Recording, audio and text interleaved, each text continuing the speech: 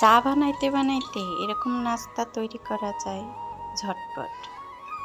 চা যতটুকু সময় লাগবে ততটুকুর মধ্যে এরকম নাস্তা তৈরি করে নেব।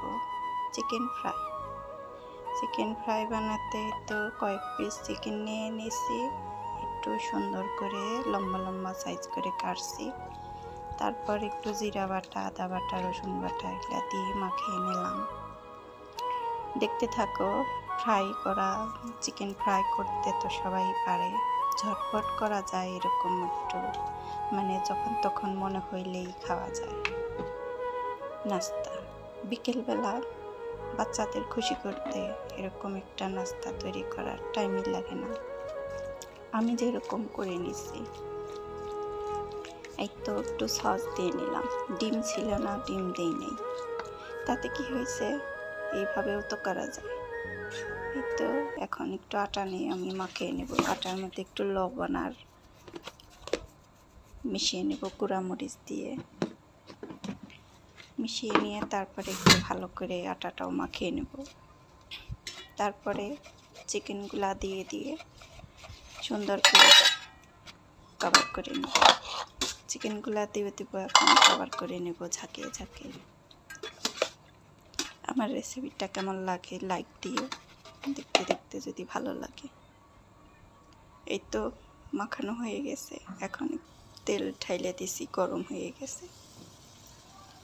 একটু আটা দিয়ে চেক করে নিয়েছি গরম কীরকম হয়েছে। খুব একটা গরমও লাগে না, হালকা গরমেই হয়ে যায়।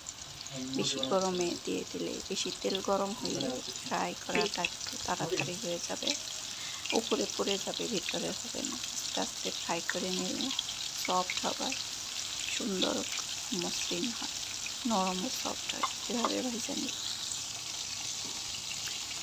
একটু ভাজা হয়ে গেছে, এই পর্যায়ে আমি উল্টিয়ে দেবো সবগুলো। সুন্দর একটা নাস্তা তোমরা যখন খুশি তখনই বানাতে পারো আর কি। একটু করে বুকের মাংসগুলো নিয়ে আলাদা করে রেখে দিই, এগুলো করতে ঝটপট করা যায়। একটু ফ্রাই করা হয়ে গেছে, এখন উঠিয়ে নেব।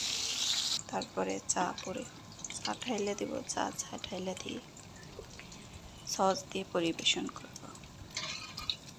সুন্দর ফ্রাই হয়ে গেছে, উপরে মশমশা, ভিতরে নরম সফট, উপরে একটু ক্রিস্পি ভাব।